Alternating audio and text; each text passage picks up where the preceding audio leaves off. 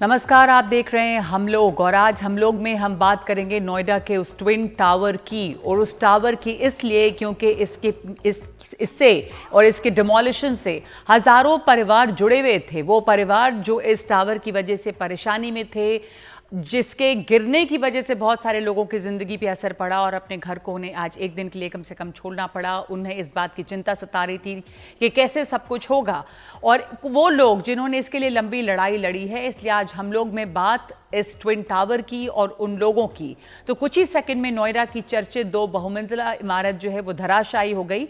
दोपहर के ठीक 2:30 बजे 2:30 पे इस ट्विन टावर को विस्फोटकों से उड़ाया गया और इन बहुमंजिला इमारतों की जगह मलबा और धुआं नजर आ रहा था और धुएं का गुबार चारों तरफ था। दूसरी जो बिल्डिंग्स आसपास सोसाइटीज हैं वो भी इस धुएं में लिपट गई थी। ये जो 2 टावर थे, एपेक्स और सेन नामक टावर, सुपरटेक बिल्डर ने इन्हें बनाया था। बाद में ये पाया गया कि इन्हें बनाने में नियमों का उल्लंघन किया गया है। वैसे देश में गिराई जाने वाली सबसे ऊंची बड़ी बहुमंजिला इमारत ये रही और इन इमारतों को ट्विन टावर कहा जाता था, जिनकी ऊंचाई 320 फीट से ज्यादा है और 103 मीटर, और ये नोएडा के घनी आबादी वाले इलाके में थी।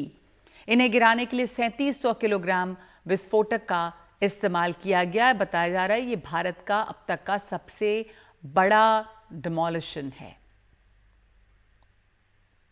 10 लड़के मेरी टीम में थे और 7 फॉरेन एक्सपर्ट्स थे हमारे और 20 से 25 की एडिफिस इंजीनियरिंग की टीम थी। आधे घंटे पहले जब सायरन कुछ दबा दिया गया, बजा दिया गया, आधे घंटे पहले हम पांचों आपस में एक दूसरे से कोई बात नहीं कर रहे थे, सिर्फ दूसरे का चेहरा देख रहे थे। और जैसे ही बटन दबने की इमीडिएटली बाद जब मैंने खड़े होकर बिल्डिंग की तरफ देखा तो सिर्फ वहाँ धूल का गुबार था और कुछ चिंताएं थी। और उन चिंताओं को देखते हुए हम लोगों ने धूल को सेटल होने की वेट नहीं की, जेब से मास्क निकाले एंड सब भागते हुए बिल्डिंग की तरफ गए। और हमारा पहला कंसर्न एमराल्ड कोड था, उसको चेक किया, कंप्लीटली सेफ। एक एटीएस की तरफ हल्का सा एक जो कंपाउंड वॉल है उस पर थोड़ा सा पत्थर गिरा है, जिसकी वजह से 3 या 4 मीटर कंपाउंड वॉल टूटी। सभी के सहयोग से सक्सेसफुली आज ये अराउंड 2:30 पे डिमोलिशन जो प्लान हुआ था वो सक्सेसफुली एग्जीक्यूट हो गया है। जो first and second level of clearances थे एजेंसी के द्वारा वो दे दिए गए। उसी के क्रम में हमारा क्लीनिंग का काम जो है वो शुरू हो गया है और जो सप्लाईज रिस्टोरेशन है वो भी 15-20 मिनट में एजेंसीज आ जाएंगी और वो अपना काम शुरू कर देंगी।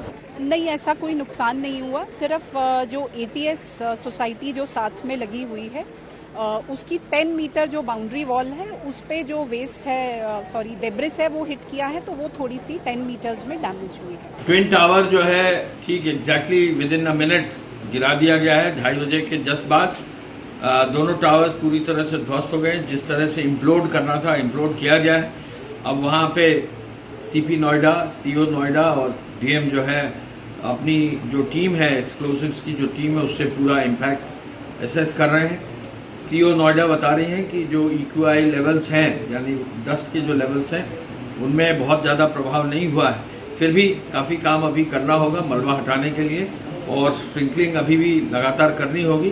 बगल की बिल्डिंग्स पर क्या इम्पैक्ट है वो भी असेस किया जा रहा है और जो डिमोलिशन की टीम्स हैं उस कार्य को जो है चेक कर रहे हैं। बहुत जल्दी ही जो है स्थिति पुरानी नॉर्मल हो जाएगी। तो आप साथ साथ तस्वीरें देख रहे थे जो बिल्डिंग्स गिरी हैं, जो ट्विन टावर हैं। एपेक्स जो 32 मंजिला थी और सेन जो कि 30 मंजिला थी। ये जुड़वा टावर भारतीय राजधानी में सबसे ऊंचे कुतुब मीनार से भी ऊंची थी। ये 103 मीटर की इसकी ऊंचाई थी और तस्वीर में आप देख सकते हैं कि जब ब्लास्ट हुआ तो किस तरह बिल्कुल ताश के पत्तों की तरह ये दोनों इमारत ढेर हो गई और ये सीधे गिरी। जो सबसे अच्छी बात थी कि आसपास इसका मलबा जो है वो बिल्कुल नहीं छिटका, हल्का फुल्का इसके पास जो ATS विलेज है उसकी बाउंड्री को नुकसान पहुंचा। इस टावर को गिराने का फैसला जो है वो एक लंबी कानूनी लड़ाई के बाद लिया गया था। ये संघर्ष इलाहाबाद उच्च न्यायालय से शुरू हुआ था और इसका अंतिम फैसला सुप्रीम कोर्ट में लिया गया। 2005 में नोएडा बिल्डिंग कोड और दिशा निर्देश 1986 के अनुसार सुपरटेक ने प्रत्येक 10 मंजिल वाले 14 फ्लैट की योजना तैयार की थी। सिर्फ 10 मंजिल वाले 14 फ्लैट की योजना, और इसी की इजाजत दी गई थी। अंत में 2009 में 40 मंजिलों के साथ 2 अपार्टमेंट टावर बनाने के लिए अंतिम योजना तैयार की गई। हालांकि उस वक्त इस परियोजना को मंजूरी नहीं मिली। तो 2011 में जो रेजिडेंट वेलफेयर एसोसिएशन था, उसने पास की सोसाइटी का सुपरटेक एमरल्ड, उन्होंने इलाहाबाद एसोसिएशन की तरफ से इलाहाबाद हाईकोर्ट में एक याचिका दायर की। याचिका में आरोप लगाया कि इन टावरों के निर्माण के दौरान उत्तर प्रदेश अपार्टमेंट का जो अधिनियम 2010 है उसका उल्लंघन किया गया है।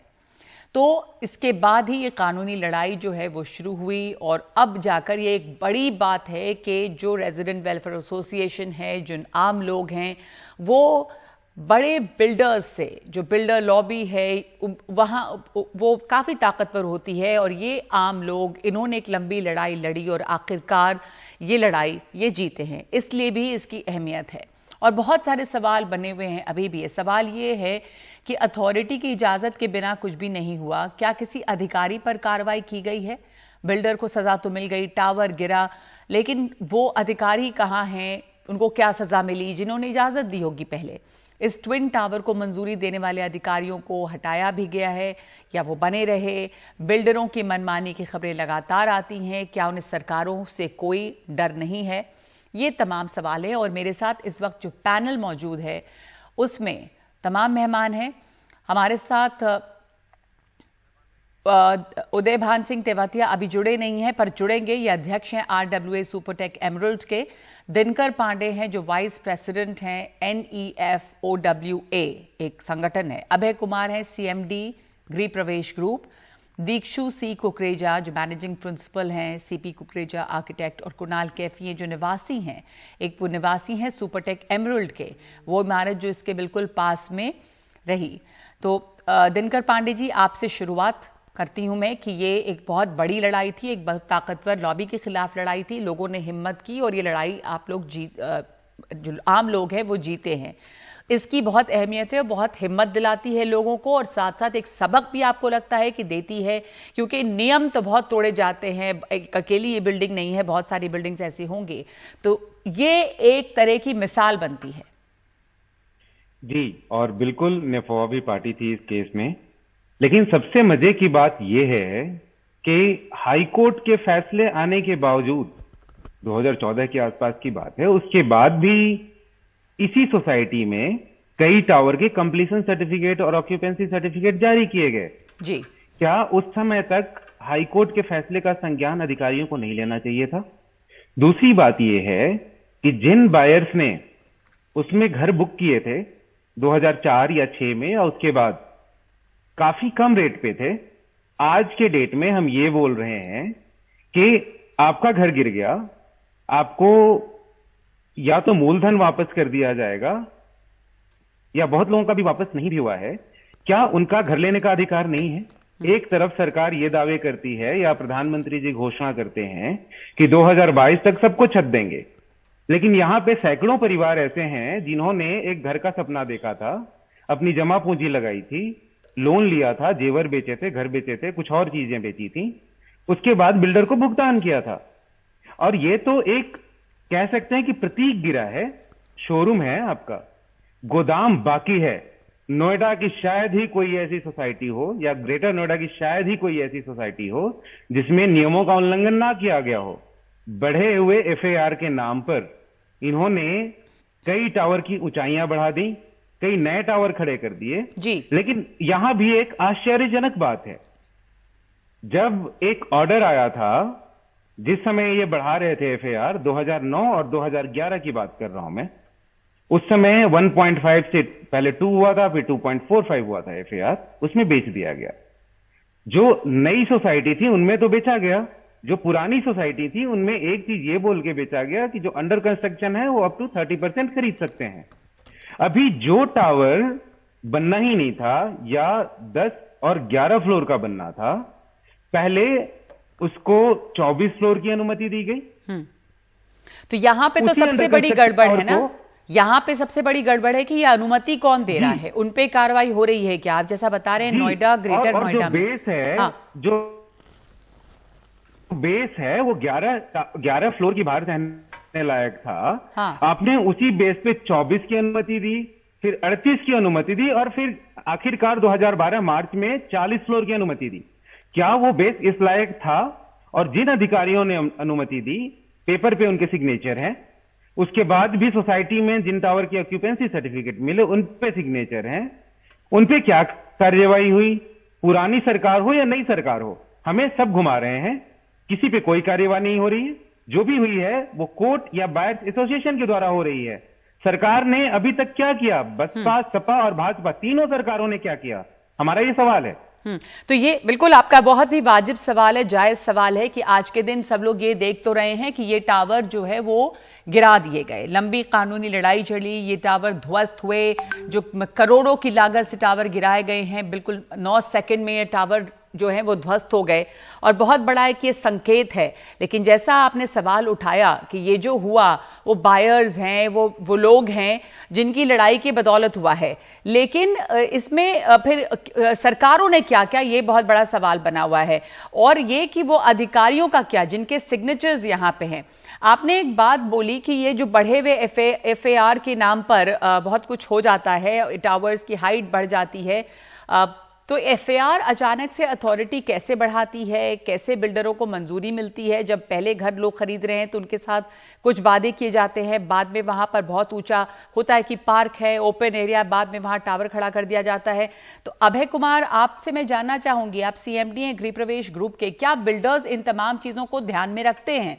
ये नोएडा, ग्रेटर नोएडा में एक अकेली बिल्डिंग नहीं है, सैकड़ों ऐसी बिल्डिंग सोसाइटीज होंगी जहां पर इस तरह के नियम जो हैं वो नजरअंदाज किए जाते हैं। देखिए, जैसा अभी पांडे जी बोल रहे थे कि शायद ही कोई प्रोजेक्ट होगा जिसमें इस तरह की अनियमितताएं नहीं हुई होंगी, कोई लीगलिटी नहीं होंगी। चलिए, शायद ही बोला तो उन्होंने कम से कम ये तो माना कि जरूर कुछ 2-4 ऐसे हैं जो बिल्कुल कॉम्प्लायंट हैं, हर एक तरह से कॉम्प्लायंट हैं। अब मैं इसमें एक बात बताना चाहता हूं, ये जो आज एपेक्स कोर्ट ने एपेक्स टावर को गिराया है, तो ये जो उसी के आदेश से गिरा है। ये लोग हर तरह से कोशिश की गई थी, प्राधिकरण के द्वारा, सारे सरकारी तंत्रों के द्वारा हर तरह से कोशिश की गई थी इसको डिफेंड करने की। ये सारे लोग जानते हैं कि ये लोग हाई कोर्ट में, सुप्रीम कोर्ट में, सब जगह डिफेंड की गई थी कि इसमें कोई लीगैलिटी नहीं हुआ है, कोई भी इसमें अनियमितताएं नहीं है। लेकिन फाइनली माननीय सुप्रीम कोर्ट ने यह देखा कि इसमें बहुत सारी इलीगलिटी है, जिस कारण से ये आदेश फाइनली ये हुआ। अब इसमें आपको एक बात बताना चाहता हूं कि ये अनियमितता वर्सेस इलीगलिटी है। अनियमितताओं को चीज ठीक किया जा सकता है, अनियमितताओं को बहुत चीज सुधारा जा सकता है, कुछ फ्लोर्स तोड़े जा सकते हैं, कुछ FAR को किसी और जगह, फंजिबल FAR को कहीं और ले जाया जा सकता है। लेकिन इलीगलिटी जहां पर हो गई वहां पर कुछ भी नहीं किया जा सकता, जो कि आज हम लोग देख रहे हैं। ये ऐतिहासिक दिन माना जा रहा है और कहा जा रहा है कि भ्रष्टाचार टावर गिर गया। तो आपको लगता है कि जो भ्रष्टाचार टावर है ऐतिहासिक हुआ, एक बहुत बड़ा संकेत, बहुत बड़ा एक तरह से सबक है तमाम लोगों के लिए? आपने बताया कि इलीगल जो कंस्ट्रक्शंस हैं, अब इलीगल कंस्ट्रक्शंस बहुत हैं, बहुत सारे नियम कानून जो है ताक पे रखे जा रहे हैं, बिल्डर्स जो हैं वो क्या सब चीज नियम कानून को मान रहे हैं, तो ये उन तमाम लोगों के लिए भी एक सबक है। लगता है कि इस पे कुछ रोक लग सकती है, लोग थोड़े सचेत होंगे। जो बिल्डर लॉबी है, दीक्षु सी कुकरेजा, आप मैनेजिंग प्रिंसिपल हैं CP कुकरेजा आर्किटेक्ट के, आपका क्या, किस तरह के नियम यहाँ पे फ्लाउट किए जाते हैं, नियम तोड़े जाते हैं बड़े बिल्डर्स जो हैं? और दूसरे की अधिकारियों का क्या, जहां परमिशन मिलती है, कागज पे दस्तखत होते हैं, उनका क्या? इस मामले में भी किनको सजा मिली? अब लोग जिनके यहाँ मकान थे या जो बिल्डर हैं, उन सब लोगों को अलग अलग तरह से इसमें सजा मिली अपनी अपनी तरीके से, पर अधिकारियों के ऊपर, जैसा पहले ही कहा था अभी दिनकर पांडे ने, कि कोई सरकार कोई कार्रवाई नहीं करती। एक बहुत बड़ी लॉबी और बहुत तरह की अनियमितताएं जो हैं वो खड़ी हैं।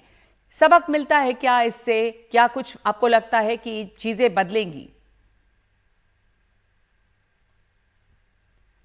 आपकी आवाज नहीं आ रही है, आप शायद म्यूट पे हैं, खुद को अनम्यूट कर लीजिए। बड़ा इंपॉर्टेंट सवाल है और इसको बड़ी गहराई से सोचने की बात है कि हमारी कंट्री में इतनी डेवलपमेंट हो रही है, शहर शहर में इतना रियल एस्टेट नया तैयार हो रहा है, तो उस पॉइंट ऑफ व्यू से देखा जाए तो ये तो बिल्कुल ही जो आज का ये हुआ है ऐतिहासिक मोमेंट, इससे ये बात तो है कि एक सबक है कि कोई इस तरीके की चीज इलीगल करेगा तो कभी ना कभी जाके उसको फेस करने पड़ेंगे कॉन्सिक्वेंसेस। बट जैसा अभी दिनकर जी ने भी कहा कि भाई जिन्होंने फ्लैट खरीदा था उनके लिए तो कितना बड़ा चैलेंज हो गया। तो उस पॉइंट ऑफ व्यू से आई थिंक इसमें बहुत गंभीरता से देखने की जरूरत है कि इस तरीके की चीजें दोबारा ना हो हमारे रियल एस्टेट सिटीज में जितनी डेवलपमेंट हो रही है। एनवायरमेंटल पॉइंट ऑफ व्यू से ये अफसोस की बात है कि कहां हम कंस्ट्रक्शन जब करते हैं देखते हैं कि energy minimum energy sustainable design buildings बने, और आज की जो तस्वीरें हम आपके स्क्रीन पे देख रहे हैं, कितनी डस्ट, कितनी पोल्यूशन, कितनी डेमोलिशन, कितनी वेस्टेज। तो उस पॉइंट ऑफ व्यू से भी मुझे लगता है ये बड़ी अफसोस की बात है जो हुई है। लेकिन ओवरऑल मेरा इसमें ये मानना है कि हमको ये देखना है कि जैसे FAR है, अब सडनली FAR बढ़ जाना, एक जो डेवलपमेंट अंडर कंस्ट्रक्शन है, इस तरीके की पॉलिसीज ही नहीं आनी चाहिए।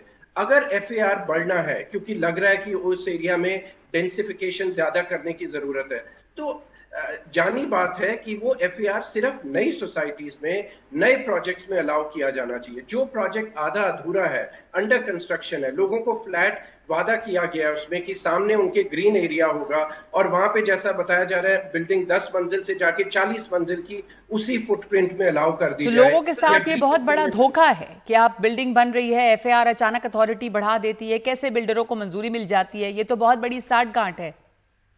ये तो इसीलिए इस चीज को ज्यादा डीपर जाने की जरूरत है। सिर्फ एक ये देख लेना कि भाई ये बिल्डिंग गिरने से सब कुछ रियल एस्टेट में इंडिया में ठीक हो जाएगा, आई डोंट थिंक ऐसा कुछ होने वाला है।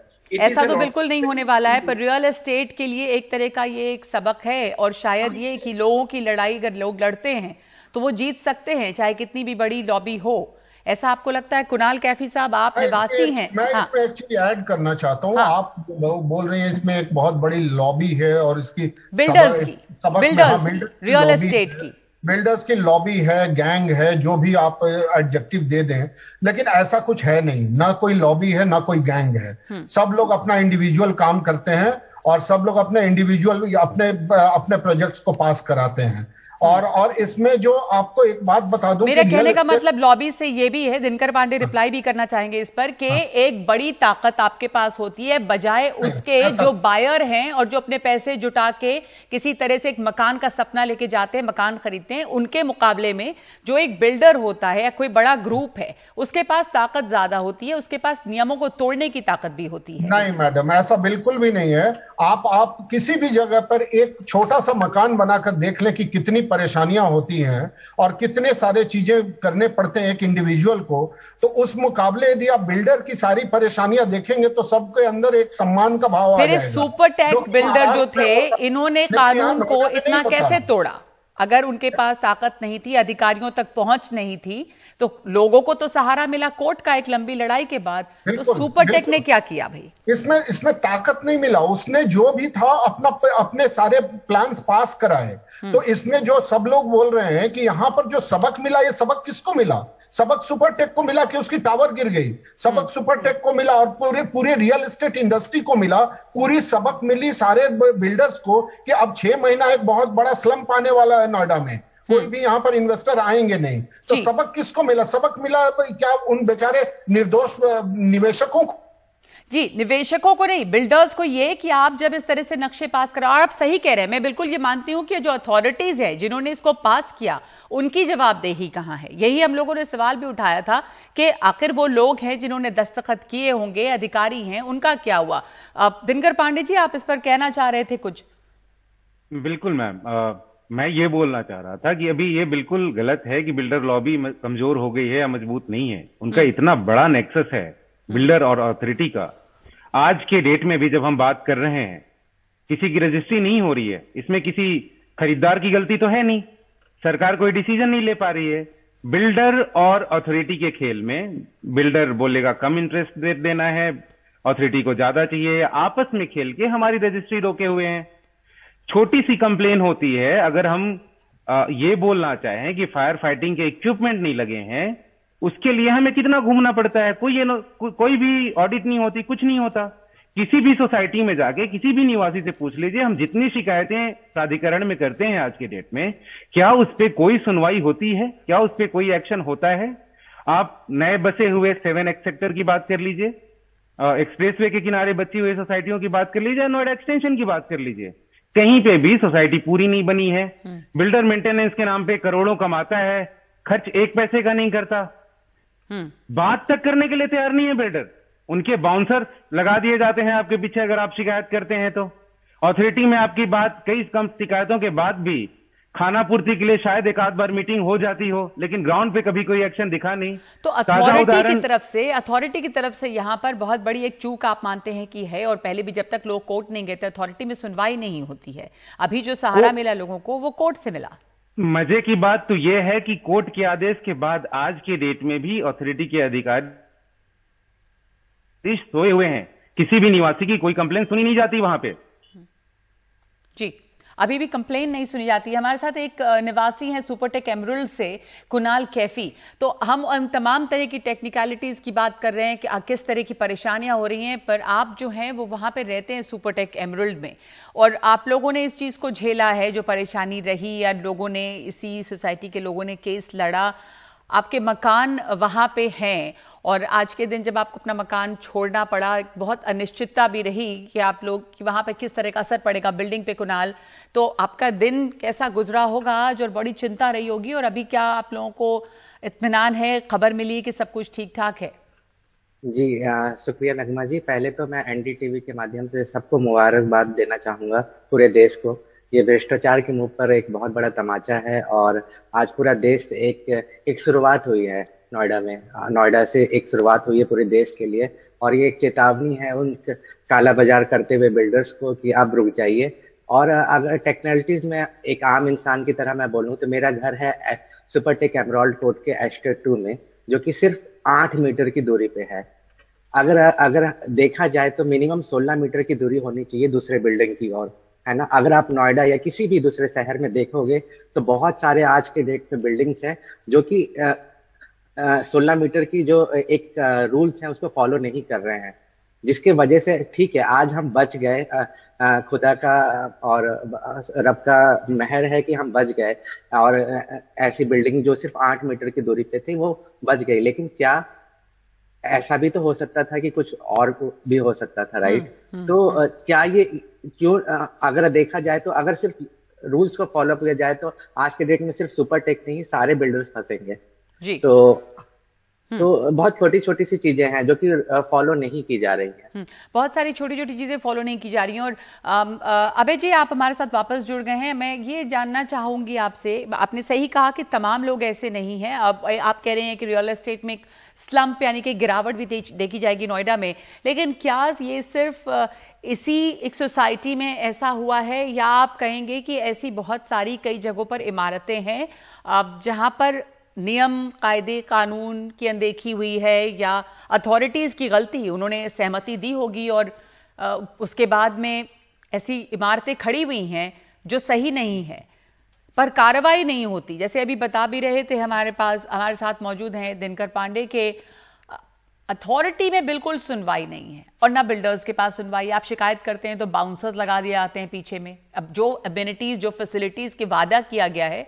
उसके लिए भी अगर आप डिमांड करें, मेंटेनेंस के लिए डिमांड करें, तो जो लोग हैं वो इससे बड़े परेशान हैं। देखिए, अथॉरिटीज में नहीं सुनी जाती है, ऐसा नहीं है कि सिर्फ जनता परेशान है, बिल्डर्स भी उतने ही परेशान हैं। बिल्डर्स की भी नहीं सुनी जाती है अथॉरिटीज में, और वहां पर इतनी परेशानी है कि एक अपॉइंटमेंट लेना भी बहुत मुश्किल है। फाइल्स बस घूमती रहती है, चलती रहती है, और काम होता नहीं है। आप लोग को एक चीज सब लोग को समझने की आवश्यकता है कि मैं आपके माध्यम से सब लोग को बताना चाहता हूं कि ये भारत देश में हम लोग को कहा जाता है कि हमें इंडस्ट्री का दर्जा है। हमें कोई इंडस्ट्री का दर्जा नहीं है। लैंड के लिए कभी भी कोई बैंक लोन नहीं देती है। अब मैं आपको पूरे ब्रॉडर पर्सपेक्टिव में जाऊंगा तो आपको लैंड के लिए कहां से लोन लेना होता है? लैंड के लिए प्राइवेट इक्विटी फंड से लोन लेने होते हैं, जो कि बहुत हाई रेट पे होता है। यहां पर एक छोटी सी विलंब जो है प्रोजेक्ट को किल कर देती है, और ये चीज समझने की जरूरत है। सारे सरकार, मैं हाथ जोड़कर सारे सरकार, सारे तंत्र, सारे सरकारी अधिकारियों से निवेदन करना चाहूंगा कि आप लोग प्लीज समझो कि बहुत महंगे लोन हम लोग लेते हैं, और बहुत सारे कॉम्प्लायंसेस करने होते हैं, तब जाकर मकान खड़ा होता है, और आज जाकर हमें ही विलेन बना दिया जाता है, और हमारी कठिनाई सुनने वाला कोई नहीं है। तो प्लीज आप लोग समझिए, इस जो पर कुछ कीजिए। जी जी जी। तो जो यहाँ पे अथॉरिटीज हैं वहां पर ही हम कहेंगे कि एक बहुत बड़ा वहां पे विलंब है, वहां पे परेशानियां हैं, वहां पे कई तरह के भ्रष्टाचार भी हैं, क्योंकि आप कह रहे हैं बिल्डर्स भी परेशान हैं, लोग परेशान हैं, जो अथॉरिटीज हैं।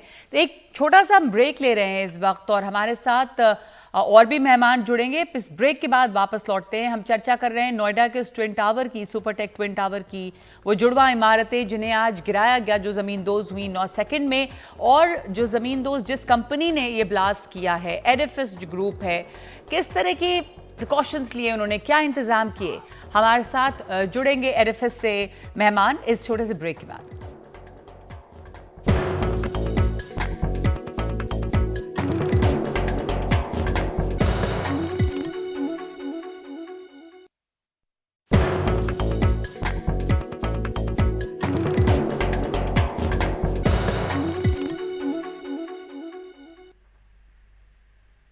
तो हम बात कर रहे हैं नोएडा के ट्विन टावर्स की, सुपरटेक के वो जुड़वा टावर जिन्हें आज गिराया गया, जो कुतुब मीनार से ऊंचे थे, 103 मीटर उनकी ऊंचाई थी, लेकिन 9 सेकंड में वो धराशायी हो गए और जमींदोज हो गए, ताश के पत्तों की तरह ढेर हुए। और ये करने के लिए एक बहुत लंबी चौड़ी प्लानिंग की, एक योजना की जरूरत थी। इसको अंजाम दिया है अब एडिफिस ग्रुप ने। और हमारे साथ इस वक्त जुड़ रहे हैं मयूर मेहता, जो कि प्रोजेक्ट मैनेजर हैं एडिफिस के। बहुत धन्यवाद आपका हमें वक्त देने के लिए।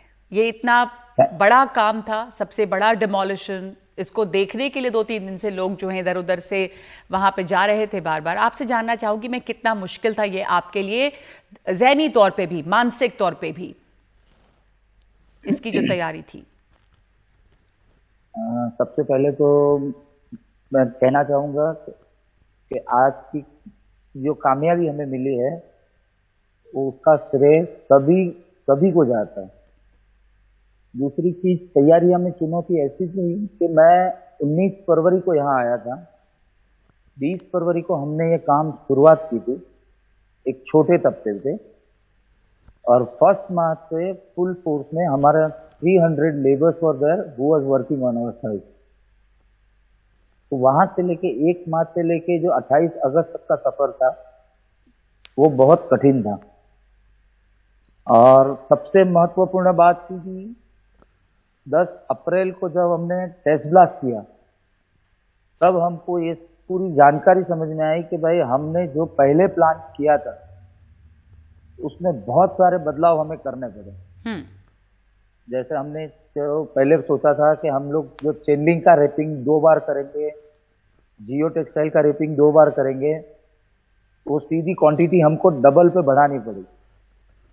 मतलब समय भी बढ़ गया, खर्च भी बढ़ गया, और हमको सुप्रीम कोर्ट से एक्सटेंशन भी मांगना पड़ा जी। उस समय शायद लोगों को और सबको ऐसा महसूस हो रहा था कि ये लोग कुछ गेम खेल रहे हैं और जानबूझ के डिले करने जा रहे हैं। लेकिन जब आज का दिन है, जब ये सक्सेस हमको मिली है, तो सबको समझ में आ रहा था कि एडिफिस उस वक्त से गलत नहीं था जी। तो मयूर मेहता जी, ये हिंदुस्तान का सबसे बड़ा डिमोलिशन था इस तरह का, और इसके लिए आपको बहुत ज्यादा तैयारी तो करनी ही पड़ी। और उस समय जब ये पल नजदीक आया था, तो जाहिर है कि आपको फिर भी एक कुछ आपके दिमाग में, आपके मन में कुछ शंका थी, कुछ घबराहट तो होगी कि ये सब कुछ ठीक से हो जाए। मैम, मैं कहना चाहूंगा घबराहट नहीं थी, हमको हमारी टेक्नोलॉजी पे पूरा भरोसा था, खास करके हमारे अफ्रीकन एक्सपर्ट थे। लेकिन आप जैसे बोले, एक शंका जरूर थी एज ए प्रोजेक्ट मैनेजर।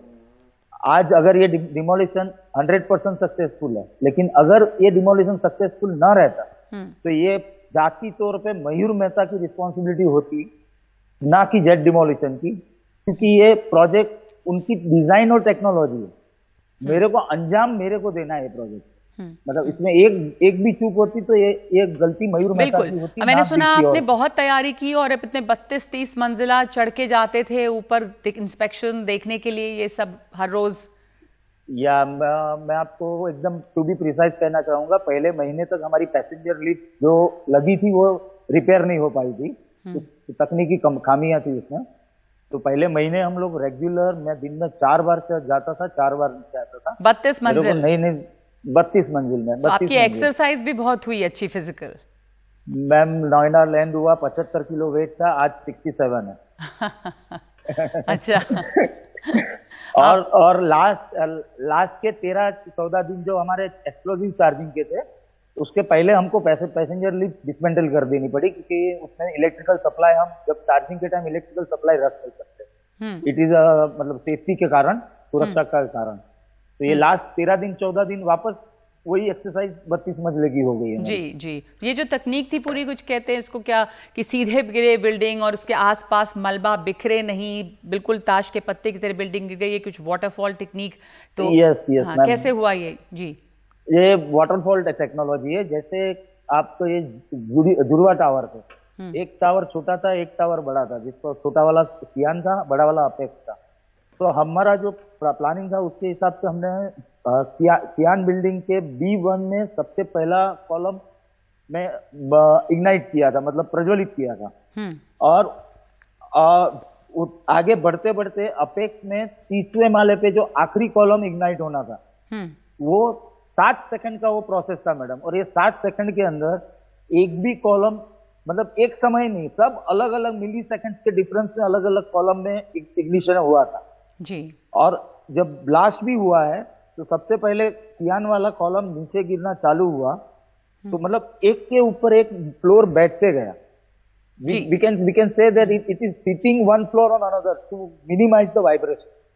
और लास्ट में जो 32वां मंजिला, 30वां मंजिला जो अपेक्स का था, वो गिरा। आप अगर वीडियो भी ध्यान से देखेगी तो आपको इतना क्लियर दिखेगा, अगर स्लो मोशन में थोड़ा चला है तो पहले जहां से बिल्डिंग गिरना शुरू होता है और आखिर में जहां बिल्डिंग गिरता है, उसके बीच में 5 सेकंड का अंतर होता है। और ये 5 सेकंड के अंदर आधा मिली सेकंड से लेके 700 मिली सेकंड तक का डिफरेंस रहता है।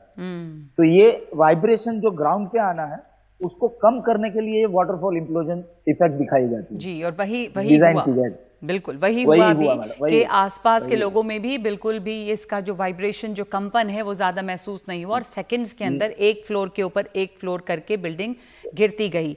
बहुत बहुत धन्यवाद आपका, धन्यवाद आपका वक्त देने के लिए हमें। आपके लिए आज बहुत कामयाबी का दिन रहा है। ये बिल्डिंग गिरी, इसमें करोड़ों का खर्च आया, एक तरह से बहुत सारे लोगों के सपने भी टूटे, जो पहले उम्मीदें थी, पर बहुत लोगों की जीत हुई। और एक संदेश ये मिला कि जो गलत कार्रवाई या कानून को नज़रअंदाज करके जो काम किया जाएगा, वहाँ पे आखिरकार इंसाफ जो है वो कोर्ट से मिला है और लोगों की ये जीत ज़रूर हुई है। तो इस वक्त एक ब्रेक ले रहे हैं हम लोग में और इस चर्चा पे लौटेंगे फिर।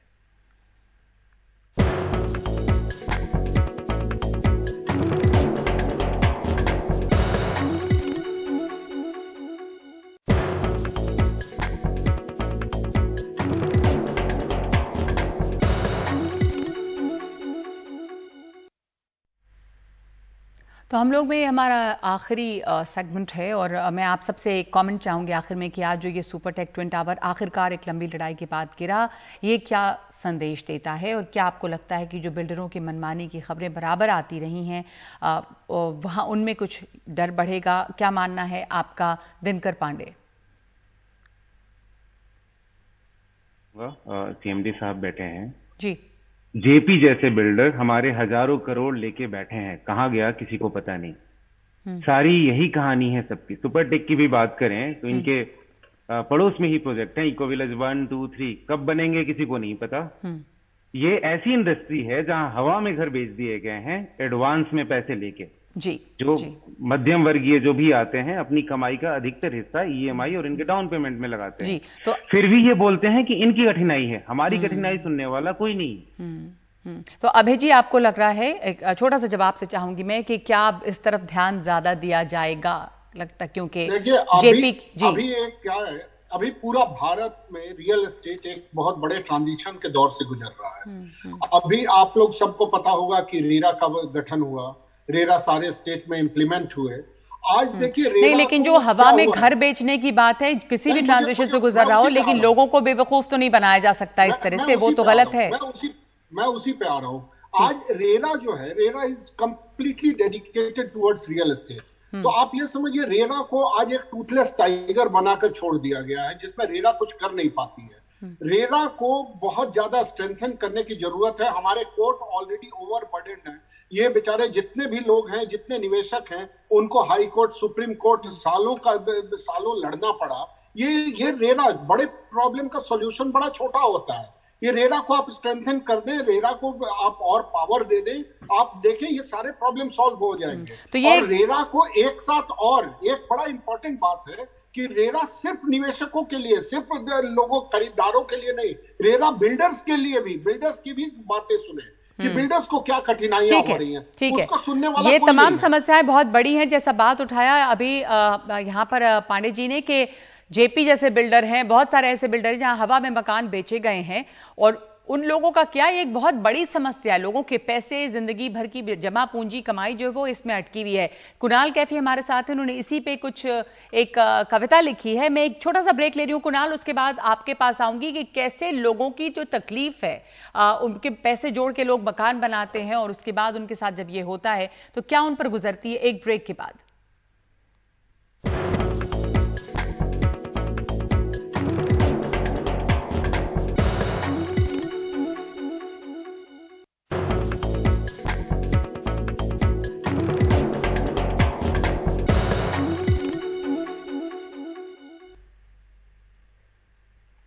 तो हम लोग में आज हमारे साथ हैं कुणाल कैफी, जो निवासी हैं सुपरटेक एमरल्ड के। ये वो बिल्डिंग है, इमारत है जो ट्विन टावर के बिल्कुल पड़ोस में है और जहाँ पे सबसे ज़्यादा इसका असर होने का डर था और यहाँ के लोगों ने ये लड़ाई लड़ी। कुणाल कैफी, आपने कुछ कविता भी लिखी है शायद, लोगों के, आप तमाम लोगों के जो जज्बात इस दौरान रहे, परेशानियाँ रहीं और बहुत सारी अनिश्चितता रही।